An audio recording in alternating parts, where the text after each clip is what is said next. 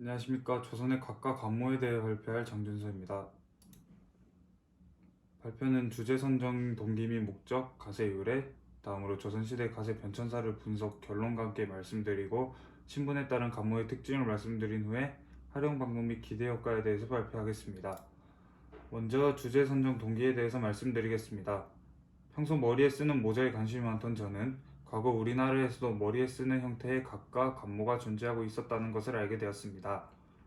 갓을 쓰게 된 이유가 있을 것이라고 생각해서 먼저 갓을 쓰게 된 이유를 조사한 후 시대별로 갓의 형태가 어떤 변화가 있었는지 조사해보며 자세히 탐구해보고 싶었습니다. 그리고 관모는 어떤 종류가 있는지 조사해보고 싶어서 조사해보게 되었고 신분에 따라 다른 관모에 대해서 조사해보게 되었습니다. 먼저 관모에 대해서 소개해드리겠습니다. 관모는 머리를 보호하고 장식하기 위하여 또는 신분이나 의례에 따라 격식을 갖추기 위하여 머리에 쓰는 물건입니다. 그중 가장 대표적인 가세 유래에 대해서 설명드리겠습니다. 가세 시초는 삼국시대라고 알려져 있는데 둔왕 석굴에서 발견된 신라인의 사진에서 왼쪽의 갓 쓴 인물을 보시면 가세 시초를 알 수 있습니다. 고구려 감신총 창립 기마 인물도를 봐도 가세 유래를 알 수 있습니다. 대부분이 아는 가세 형태인 흑립은 고려 공민왕 때 원나라의 관습을 타파하고 고유의 일관 체제를 유지하기 위해 관모로 제정되었지만 잘 쓰이지 않다가 조선 후기부터 일반화되어 본격적으로 갓을 쓰게 된 것이라고 할 수 있습니다. 다음으로 조선시대 갓의 변천사에 대해서 말씀드리겠습니다. 태종 때에는 갓을 쓰고 궁중을 출입을 금지하여 갓이 활성화되지 않았는데 이후 성종 때에는 스님 모자가 같다라는 말이 나올 정도로 모자 부분이 둥글었습니다. 연산군 때에는 둥글던 모정이 조금 뾰족하게 변하였고 이후 모자의 모양이 위는 좁고 아래는 넓은 원통형이 되었다고 합니다. 중종 말기에는 영국 신사들이 쓰는 토패처럼 무척 높아졌고 명종 때에는 모자 부분이 낮아지고 양태가 넓어졌다고 합니다. 이후 선조 때에는 모자가 높고 양태가 좁아진 형태의 갓이 자주 쓰였다고 합니다. 광해군 때에는 양태가 극히 넓어지고 모자가 아주 낮아졌습니다. 이후 인조 때에는 넓은 양태의 갓과 모자도 높아져 큰 갓이 되었다고 하는데 이는 효정 때까지 사용되었다고 합니다. 숙종 때에는 모자가 낮고 양태가 좁은 작은 갓이 유행되었다고 하는데 이후 영조, 정조 때에는 양태가 비교적 넓었다고 합니다. 마지막으로 고종 때 흥선대원군은 개혁정책의 하나로 갓의 폭을 줄였다고 합니다. 이처럼 갓은 시대가 지날수록 높아졌다, 넓어졌다를 반복했다는 걸 알 수 있습니다. 결론적으로 조선 초기에는 갓이 잘 쓰이지 않아서 자료도 잘 없고 변화 과정도 살펴보기 힘들었는데 그 이후에는 갓이라고 단순한 형태라고 생각할 수 있지만 시기별로 갓의 형태가 조금씩 다르다는 것을 알 수 있습니다. 다음으로는 신분에 따른 관모의 특징에 대해서 설명하겠습니다.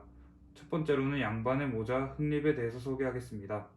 앞서 설명드렸지만 흑립은 말총으로 엮어 오칠을 한 검은 갓입니다. 가장 대표적인 갓이고 기본적 형태는 조선시대에 정립되었습니다.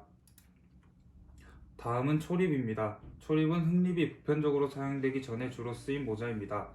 주 재료는 대나무이며 조선 후기의 양반들이 흑립을 쓰게 되면서 초립은 관례를 치른 소년이 흑립을 쓸 때까지 관모로 쓰는 모자로 사용되었다고 합니다.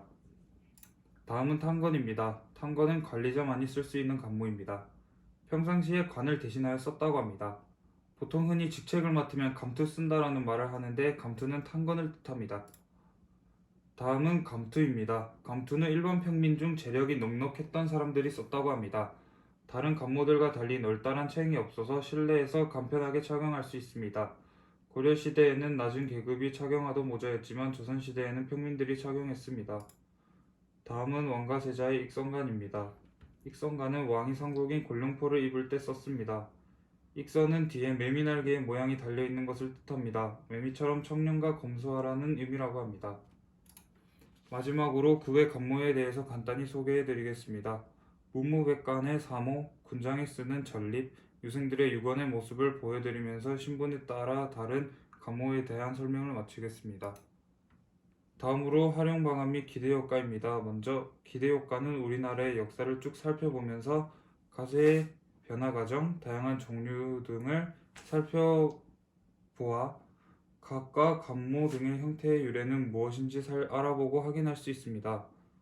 신분의 차이에 따라 다른 관모의 형태, 모양 등을 알고 조선시대 가세 변천사를 알 수 있어 각각 안모를 통해 우리 역사를 볼 수 있습니다. 활용 방안은 가세에 대한 내용 정리 후 교육적 자료를 활용할 수 있습니다.